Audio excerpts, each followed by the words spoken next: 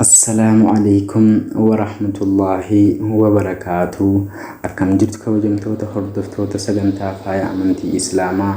Har'a qophii xiqqoo tokko waa'ee seenaa aalimaa fi imaama jabaa addunyaa jaarraa hunda keessatti dubbatu tokko qopheeffannee jirra. Nu waliin turtii taasisaan affeerraa keenya kan kabajaatiin barattoonni seenaa irraa waan guddaatu baratama yaada jedhu bu'uureffachuun har'a seenaa Imaam Al-Bukhaarii rahimahullahu qeqandeeffannee dhiyaannee jirra. Dhugaa dubbachuuf seenaa aalima kanaa barreessuuf hayyoonni gurguddaan rakkatanii jiru. Seenaan isaanii laga bishaanii yoo ta'u barnoonni irraa argamus hammasuma takka guddaadha. Imaam Al-Bukhaariin eenyu? Qabsoon isaanii maal fakkaata? Muslimni biliyoona caalu kun hadiisa yoo qara'an maqaa isaanii osoo hin tuqne hin darban. Kun akkamitti ta'uu danda'e? Sammuun nama kanaa hammam cimaadha? Nu waliin turan affeerraa keenya. Hestiif yoo taate malee namni tokkolleen waan hamaan si dubbachuu hin danda'u. Addunyaa kanarratti namni akka keetii guddaa akka hin jirre ragaan bahaa. Aalima beekamaa imaama muslimtuu imaama Bukhaariin akkas jedham. Imaam Al-Bukhaariin hijiraa irraa waggaa 194tti kan dhalatan yoo ta'u gosti isaanii immoo Faarsi irraa ka'aa. Ganama sana gaaf ijoollummaa isaaniitti abbaa isaanii dhabanii jiruu yatiimummaaf saaxilamanii turan. Kennaa wantoota dafanii sammuutti qabachuu fi yaadachuu akkaan kan qaban waan ta'eef kitaaba irratti fuula tokko yoo ilaalan haqamuu dhabuun sammuu isaanii irratti barreeffama ture. Duuba gaaf tokko carraa kennaa isaanii kana hojii irra ittiin oolchan argatanii turan. Dubbiinis akkasii. Umriin isaa qacalee waggaa 14ffaatti marii ulamaa'ota lama gidduutti gaggeeffamu tokko dhageeffatan. Isaanis hadiisa ergamaa Rabbii sallallahu alaihi wasallam irraa darban sahihaa fi da'iifatti gingilchee nama adda baasu odoo Rabbiin nuuf fidee jedhanii hawwiin haasa'aa turan.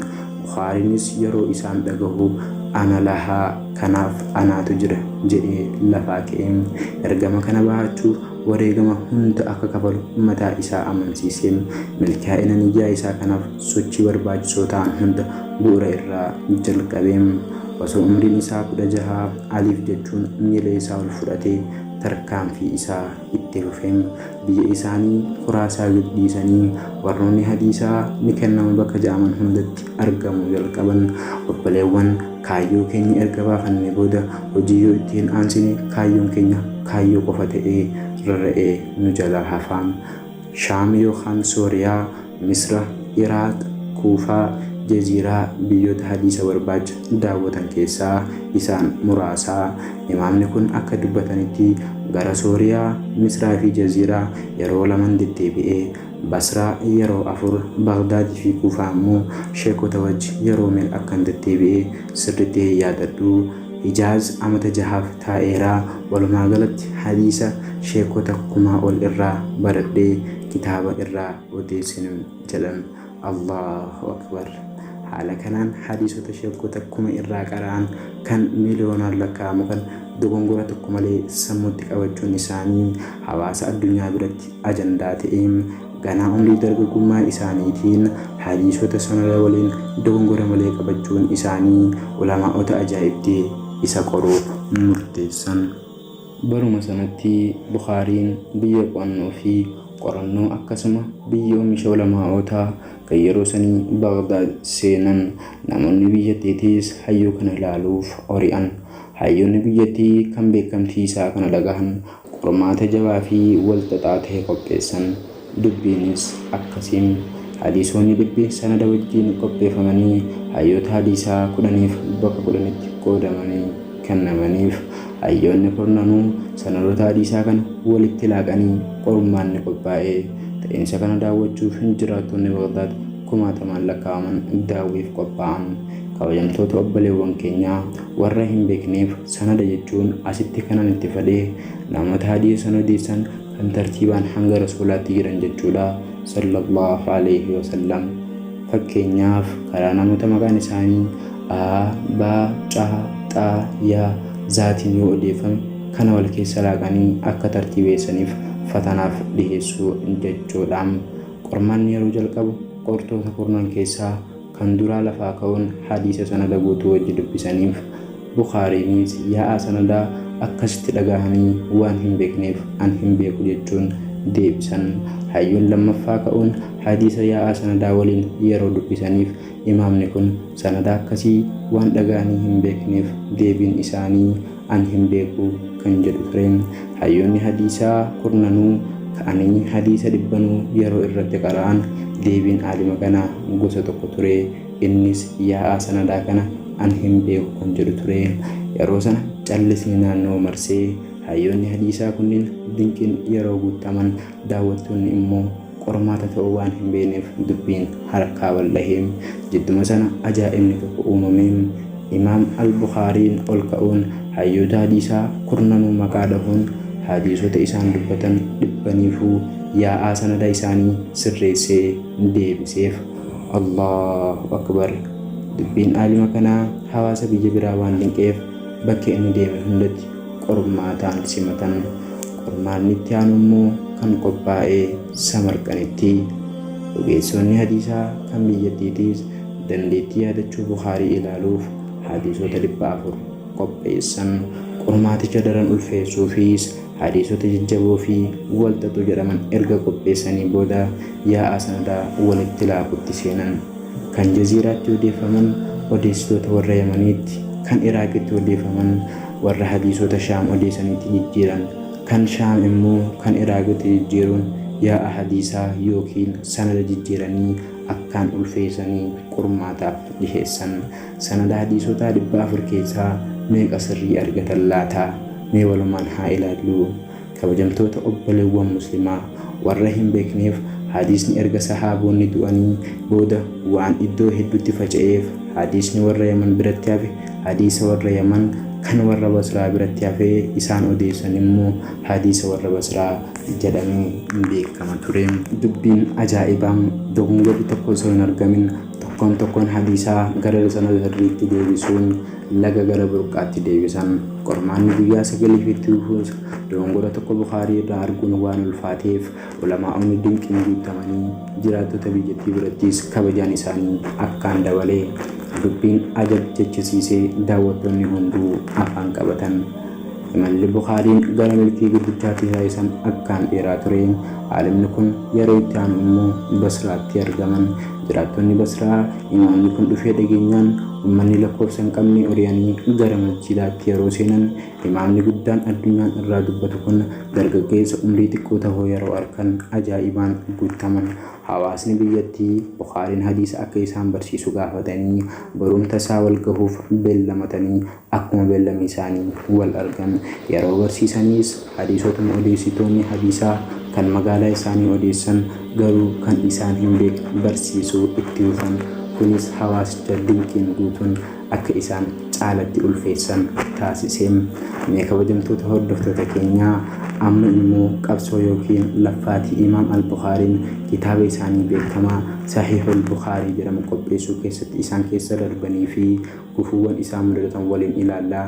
Ammas waliin turan affeerraa kabajaatiin.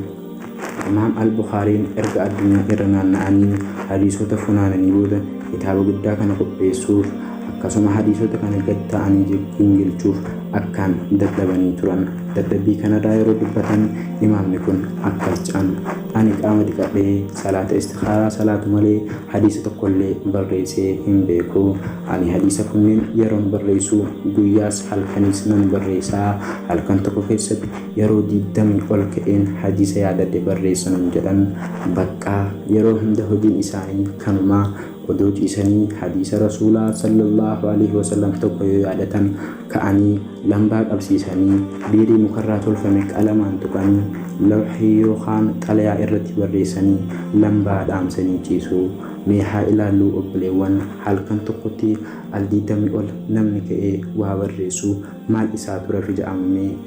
Imaam al-Bukhaariin kitaaba hadiisaa kana qopheessuuf waggaa 16 itti fudhateem.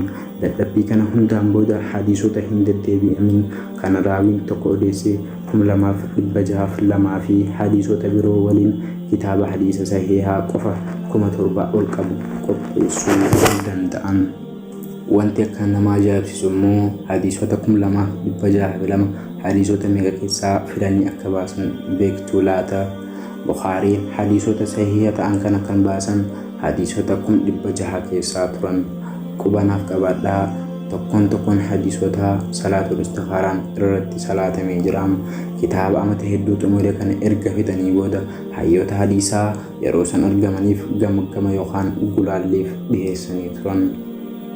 Hayyoota hadiisaa yeroo san argamaniif erga dhiheessanii booda hayyoon beekamaan Imaam Ahmad, Yahyaa ibn Ma'inii fi kanneen biroo kitaabicha erga baay'ee qoratanii booda ajaa'ibaan guutamanii kitaabni akkasii san dura akka hin jirre ragaa bahaniif ulamaa'onni jaarraa hunda keessatti dhufan kitaabicha kabajaan qeebalanii walitti dabarsan. Erga quraanaatii burqaa sirrii shari'aan islaamaa irraa waraabamtu godhanii qabatan. Yoomiyyuu wanni qabsoon dhufe akkasuma mitiiree hayyoon seenaa quraanaa, hadiisaa fi walaloo al-Zahabii jedhaman kitaabicha yeroo akkaan faarsan Imaam Ahmad Bukhaarii faarsuun itti fufan. Ibn Khuzeymaan immoo samii gaditti hadiisota ergamaa Rabbii sallallahu alaihi wasallam kan akkaan hubatee fi haffate kan akka Bukhaarii hin jiru jechuun faaruu gubbaan dabalaniif. Kabajamtoota jaallatamtoota keenyaa, jireenyi uummata darbee kun ajaa'ibaan kan guutamedha. Yeroo tokko yerooniif xiinxaltan sadhuguma jarrinis ilma namaatii nama jechisiisaa. Akkuma raayyaan baan jara wajjin jannatiin nama qaanfachiisaa. Garaan mul'annu malee rahmata Rabbii keessaa. Kanaaf kabajamtoota dhaggeeffattoota keenyaa, amma immoo ta'ii ajaa'ibsiisoo jireenya imaama kanaa keessatti ta'an takkaaf lama isinii qoodeetiin gara xumuraatti deemaa. Ammaas nu waliin akka turtan kabajaan isin affeerra. Wanti nama ajaa'ibsiisu Imaam al-Bukhaariin abbaan isaanii qabeenya guddaa isaanii dhiisee du'us qabeenya kana ilmii barbaadu irratti investi godhanii turan. Imaamni guddaan kun ilmii barbaada osoo gammoojjii keessa deemanii sinqiin harkaa dhumee beela irraa hanga baala nyaatanitti gahanii turan. Imaama kana dhukkubni garaa isaan dhukkuba tureen doktoroota bira yeroo deeman taa'i baala nyaattu kana dhiisi jechuuni turan. Yeroo biraa immoo ilmi barbaacha irratti maallaqa waan fixaniif waan nyaatan dhabanii hanga huccuu isaanii gurguranitti gahanii turan. Masjiida haa ta'u madarasaa fi iddoo hadiisni irraa qaraamu hundatti erga hadiisa tokko xumureen booda rawaahul Bukhaarii wa Muslim jedhama. Yeroo jiranitti darasoota 90,000 ol qaban ture. Kitaaba isaanii irratti ulamaa'otni 80 ol ta'an xiinxalaaf kitaabota barreessanii jiran. Abbummaan fadheehu Bukhaariitu jedhee jennaan achi bira hin darbu. Maqaan isaanii addunyaa guutuu keessa naanna'ee jira. Ammas fuulduraas muslimtoonni miliyoonaa fi biliyoonaan lakkaa'aman keeriin maqaa isaanii waamaa. Yaa obboleessa koo, laaftutti maqaan isaanii akkasitti waliin kaanee baay'ee laffa'anii baay'ee dadhabanii jiru. Kanaan alatti Imaam al-Bukhaariin nama akka Rabbi sodaatuu fi jeena rakkoon lafaan hin dhoyne turan. Imaam al-Bukhaariin turtii isaanii kan addunyaa kaayyoo isaaniif halkaniif guyyaa lafa'anii kaayyoo isaanii galmaan gahanii umrii isaanii 62tti addunyaa kana irraa du'aan boqotan. Nama guddaa kana dhabuuf uumamni Rabbii imimmaan harcaasan. Namni lakkoofsaan hin lakkaa'amne awwaalchaaf qabrii isaanii irratti argaman. Allahaan jannata keessatti isaanii waliin wal nu haa qunnamsiisu. Kabajamtoota obboleewwan muslimaa, wanti nama yaachisu garuu Imaam al-Bukhaariin namoota biloonaaf fakkeenya ta'anii darban. Anaaf ati immoo lubbuu teenya qabuu dadhabnuus guyyaa qiyaamaa Imaam al-Bukhaariin hojii akkasiisaniin bar fuula Rabbii yoo dhufan anaaf ati immoo maal qabannee dirree qiyaamaa san dheena kan jedhudha. Kanaaf obboleewwan koo, lafa kanarra kan dhufneef akkanumatti dhalannee jiraannee du'uuf waan hin ta'iniif nutis diin kanaaf ashaaraa keenya argamsiisuuf haa qabsoofnu jedha. Yoon isinitti dheeressees dhiifama jechaa. Wassalaamu alaikum wa rahmatullahi wa barakaatuh.